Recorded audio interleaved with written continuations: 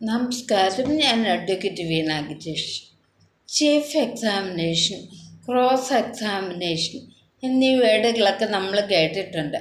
എന്താണത് എന്ന് നമുക്കിന്ന് ചർച്ച ചെയ്യാം. കേസ് കൊടുക്കുന്ന വ്യക്തി ആയിക്കോട്ടെ, അല്ലെങ്കിൽ എതിർഭാഗമായിക്കോട്ടെ, ആരാണെങ്കിലും സ്വന്തം വക്കീൽ ഒരു തെളിവെടുപ്പിന് വേണ്ടിയാണ് വിചാരണ അല്ലെങ്കിൽ വിസ്താരം നടത്തുന്നത്.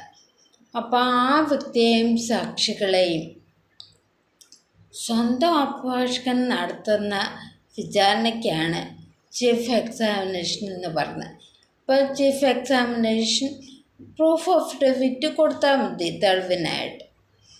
ഇനി ക്രോസ് എക്സാമിനേഷൻ എന്ന് പറഞ്ഞാൽ എതിർഭാഗം കക്ഷിയെ, സാക്ഷികളെ എതിർ വക്കീൽ നടത്തുന്ന പരിശോധന അല്ലെങ്കിൽ വിസ്താരം, അല്ലെങ്കിൽ അതാണ് ക്രോസ് എക്സാമിനേഷൻ എന്ന് പറഞ്ഞത്. ഇപ്പോൾ കാര്യം വ്യക്തമായല്ലോ.